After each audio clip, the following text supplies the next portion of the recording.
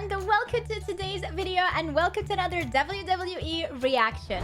This video was recommended on my email. I cannot really find the email right now to call out the name, but I will leave it here. However, the video is 10 absolutely wild WWE match types only seen once. And this is like the first commentary type of videos that I'm reacting to. It's made by Catholic Wrestling. If you want to check out the original video, you can just type the title and go to Catholic Wrestling to check it out, or I probably will leave a link in the description. In the description itself, it says from Jeff Jarrett versus China in the Good Housekeeping match to the infamous Big Boss Man versus Al Snow Kennel from Hell debacle. These are 10 absolutely wild WWE match types only seen once.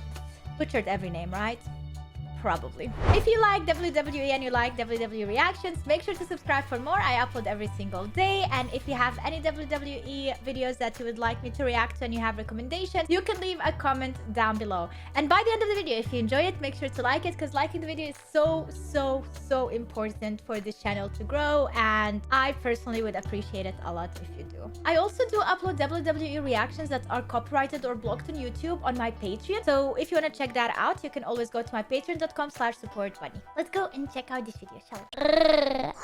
There have been plenty of wild and wonderful gimmick matches in WWE over the years, with the company all too keen to bring the best of them back time and time again. Not everyone can be a winner, however, and some of their gimmick or stipulation offerings are done after just one attempt. Whether the initial try was just so terrible that it had to be removed from existence before it could do further harm to the general public, or time and tastes simply changed too much for them to resurface later, there are some very rare WWE match types that may have disappeared but left a lasting, often hilarious legacy. I'm Adam Pachisi from Cultaholic Wrestling, and these are 10 wild WWE match types only seen once. Join us.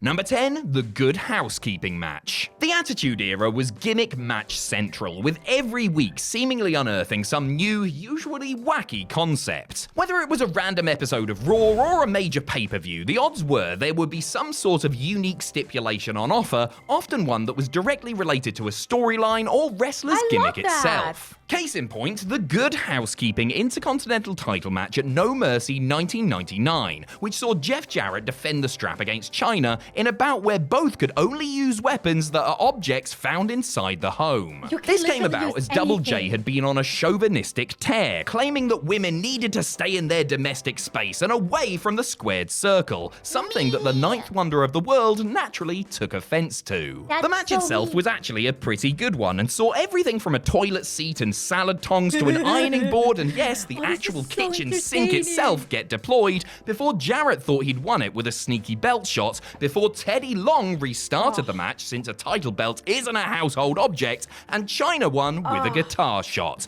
which apparently is. Number 9, the Extreme Elimination Chamber match. The But you can also find a belt in a house for someone who won it. Interesting. That makes no sense. Apparently is. Number 9, the Extreme Elimination Chamber match. The Elimination Chamber has been one of WWE's most successful and long-lasting gimmick match inventions since it was unearthed at the 2002 Survivor. Please ignore what I just said. Please do ignore it. I didn't mean people can go ooh ooh ah ah. I didn't say people can go ooh ooh ah ah. What I meant is simply that they can like hang on the cage and pretend to be wild, which probably looks and sounds way cooler than that ooh ooh ah ah I did.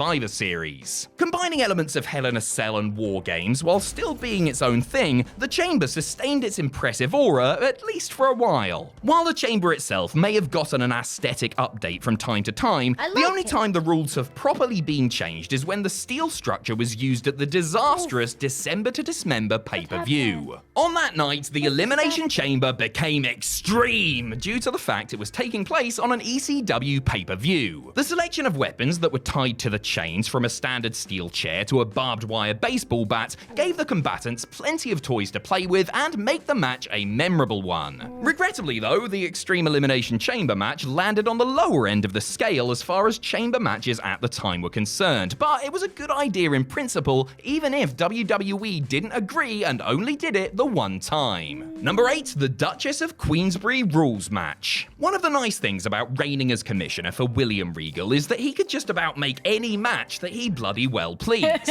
So when Chris Jericho humiliated and then beat him to retain the Intercontinental title at WrestleMania X7, the battling Brit pulled out the big guns and challenged Y2J to a Duchess of Queensberry rules match at Backlash. You reap what you piss, Chris. Nobody knew what the heck the rules were going into the contest besides the crooked commish and the Duchess, played by WWE office worker and Warrior Award recipient Sue Aitchison, who was stationed on a throne at ringside. Oh my god, I don't think this is appropriate, right? Like, they have to ask for permission to do something like this.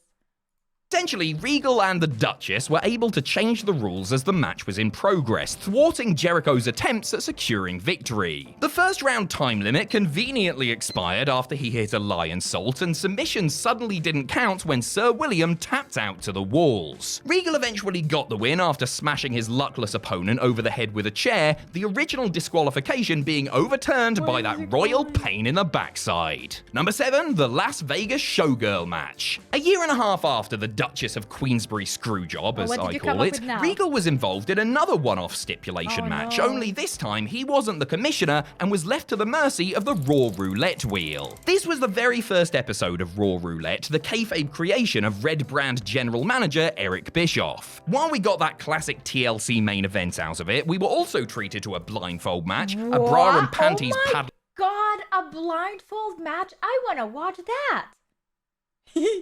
That looks real fun and funny. On a pole match and the Las Vegas Showgirl match. For it, both Regal and Goldust had to compete while dressed as Sin City entertainers, which naturally infuriated the blue-blooded Englishman. Though the character was seething, the man behind the gimmick was having the absolute time of his life, and later revealed on an episode of Table for Three that it was the most fun he'd ever had in his decades-long career. WWE did do a Las Vegas Showgirl Lumberjill match when Raw Roulette returned in 2013, but that was basically just the then divas standing at ringside wearing funny hats, so it doesn't count. And if you have a problem with that, feel free to come and fight my dad. I mean, let's be honest. It would be so much more fun to see the men dressed like that while having to actually fight for a title. Come on, girls dressed like that, just another cosplay day. 6. The Raw Bowl. WWE and American football. What could possibly go wrong?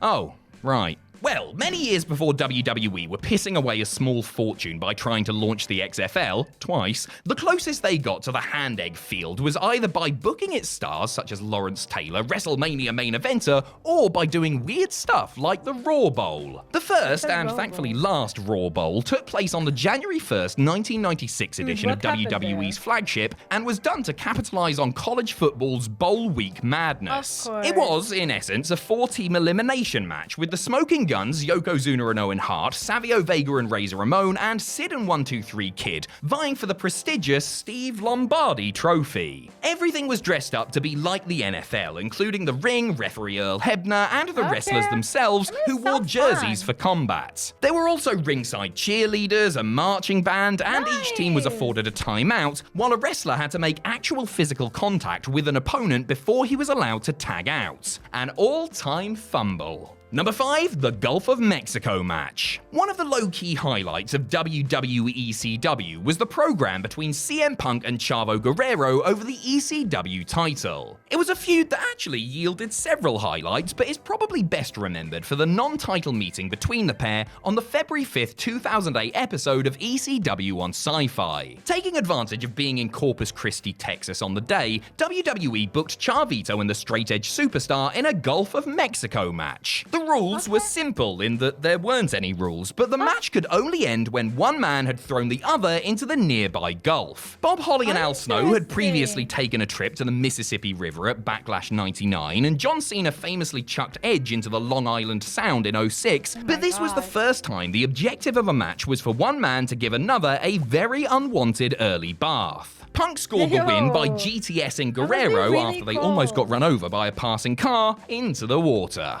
Number 4, the Thong STINKFACE match. The epic feud between the Cat and Terry Runnels needed a suitably cinematic payoff. They had waged war for the best part of half a year and had even collided at WrestleMania 2000, God, but come their SummerSlam, outfits. it was time to put the rivalry to bed. Which I'm sure is literally how Jerry Lawler would have settled things had he been booking his then-wife's storylines. The finale we got was kinky enough, mind you, as the bickering beauties faced off in a Thong STINKFACE match. Can you Thong believe there was only ever one of these? They got there after the Cat... What do you mean? What do you mean? What do you mean? Oh my god, what are we gonna watch now?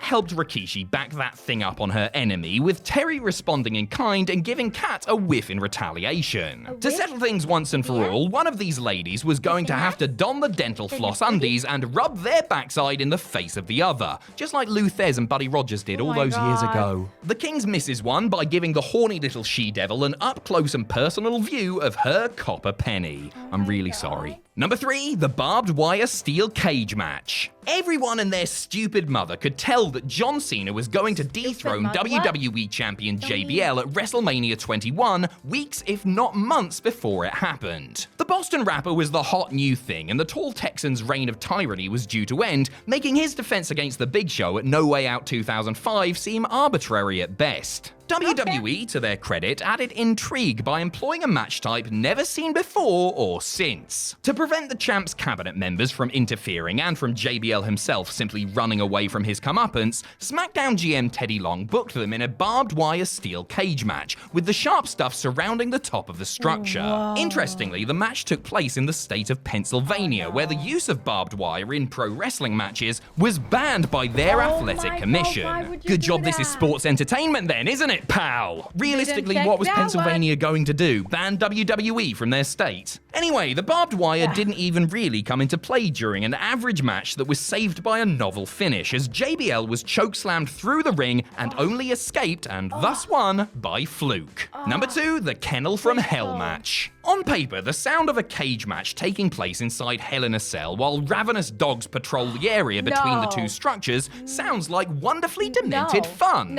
In practice, the Kennel from Hell debacle was one of the most embarrassing misfires to ever take place on a WWE pay-per-view. Al Snow and the Big Boss Man were the unfortunate fellas put inside the so-called kennel, the natural conclusion to a storyline that had seen the prison guard cook and feed the head case's chihuahua to him. God, I love pro wrestling. A Vince Russo special, the match could only end when one man had somehow managed to escape the cages and evade the hungry Rottweilers waiting for them at ringside. The threat of getting completely bitten was completely removed when it became apparent that the mutts weren't properly trained and had no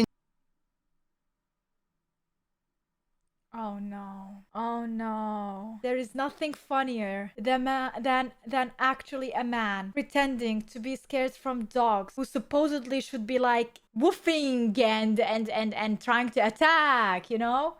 And instead trying to ask for a cuddle. Like he's running away from these doggos and the dog's like, what is going on in here? Woof woof. What's going on?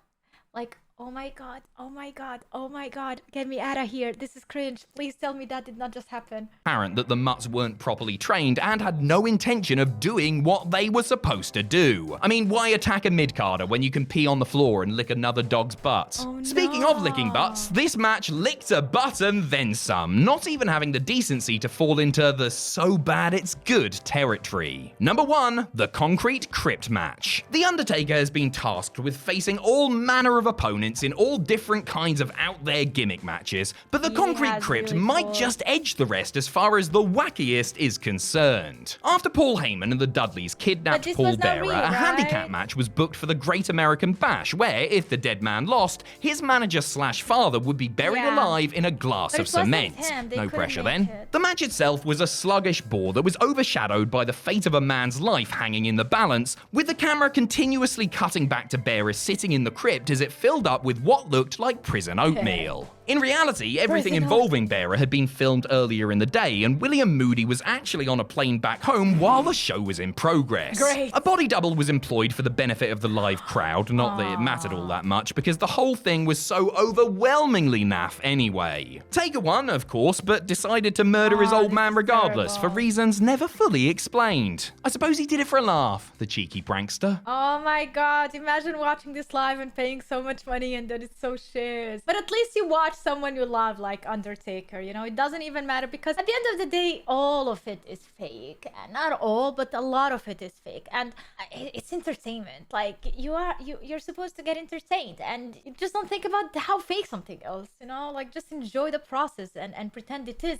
actually real to enjoy it, because you can't fool your brain easily. But that is it, guys, for this video. This was entertaining, and not only entertaining, but also educational for someone who hasn't watched a lot of matches or even any full matches and doesn't know a lot about WWE. So I think I'm gonna continue also with this type of videos, unless they are like copyrighted or blocked, and if they are, I would probably upload them on my Patreon. But I will think twice before doing like that, because at the end of the day, I don't know if these videos are by one YouTuber or a whole group of YouTubers, because like I don't feel like it's fair to react to someone else's content that they worked hard for, even though all reactions in that sense are not fair either. But at least if it's a company that is billion-dollar company, then it's okay in my opinion. Like, doesn't even matter. I don't bring anything to the table in that case. But yeah, I hope you know what I mean by saying that. Thank you so much for watching. I hope you enjoyed this video. If you did, make sure to leave a like, subscribe for more, and turn the notification bell to get notified whenever I upload a new video. And if you want to check out more WWE reactions that are not on my YouTube, you can always go to my Patreon, patreon.com/supportbunny, and check it out there. That's it. See you. Bye-bye.